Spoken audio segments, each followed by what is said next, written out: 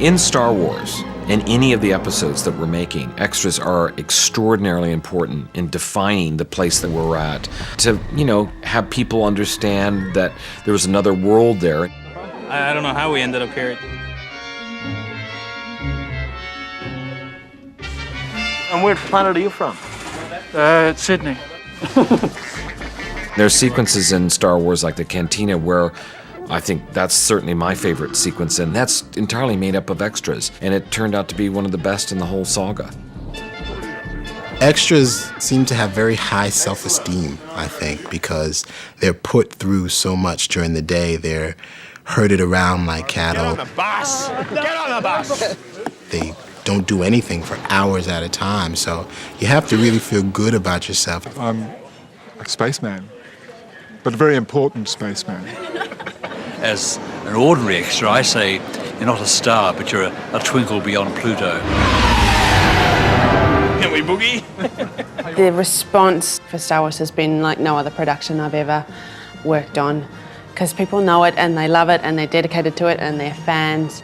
It's so different working on a project that has so much history. The Ewoks. The Ewoks. Yeah. Why did you remember that one? Oh, because I didn't get the part. I've seen every Star Wars film in the first week it was out, and I just can't believe I'm here. Stroke of luck, really. The Force was with us. I know. The reaction, particularly with younger people, when you just casually mention, oh, I've done a couple of days in Star Wars. Star Wars! I know, yes, indeed. I'm getting ready for my part as an intergalactic backpacker. You're all normal pedestrians. An extra is someone who is in the background of a scene who has no dialogue but may have a little bit of business. You go in the direction I told you to go as I walked along the side. You're an animated body. An animated body, a screen filler. So, folks, just pick it up a bit. Just be a bit animated. Just because you're in space doesn't mean that you can't have fun. You'll see that this is actually all fogged up, so it's impossible to see out of any of this. But I mean, that's the fun of acting, really, isn't it? We actually don't need an acting ability. You're always going to be doing the same thing. What we need is a look. Basically what we want to do is try and fit the faces of the particular extras into costumes which would suit their own little characters. You sort of can't just have a costume allotted for people because we're getting all different shapes and sizes. I can't see where he's moving the lightsabers. Jedis don't have to see. Got it? When you finish your schooling, you'll look like Ewan McGregor. Lots of facial hair, tall. Everybody falls for the strong silent type. That's you, right? Yeah!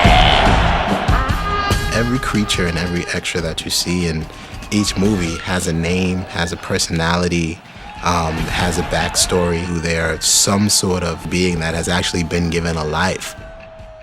There's one in episode 2, his name is Kit Fisto. Just an extra, a guy, but all of a sudden, like, put in his name, and now there's the story there. Like, you want to know something about him. I love it. Shoot it. When this goes on, I'm a totally different person. I'm female. It's easy. We have a sequence in episode 2 where we're in a nightclub. Yo, we got a really good date for you. I Surprise. fixed you up. Here she is. Horror. Come here. Here. Put your arm around Tony here. There you go. It's a very classic Western type of barroom scene where the doors fly open and the two gunslingers walk in. We needed about 150 extras. There had to be a certain look to them. I've never looked like this before. I have been airbrushed all over. It's a place that's in the lower depths of Coruscant, a place that we actually haven't really seen before. There is one thing worse than working with me, it's being an extra in a Star Wars movie, okay? And I would debate that. So when we come around to that second position... When you have a great first assistant director who can move his extras around, it's fantastic. Everyone take a step to their right. There's 2 rules. First rule is I don't care what you do. I don't care where you go. I don't care if you need to buy a paper, go to the bathroom, whatever. But the second rule is you've got to tell me you're going to do it. You guys just stepped off set. What happened? Stand-ins are slightly higher in status than extras. Perhaps when you're standing in the queue at lunchtime, you can stand in front of someone who's an extra.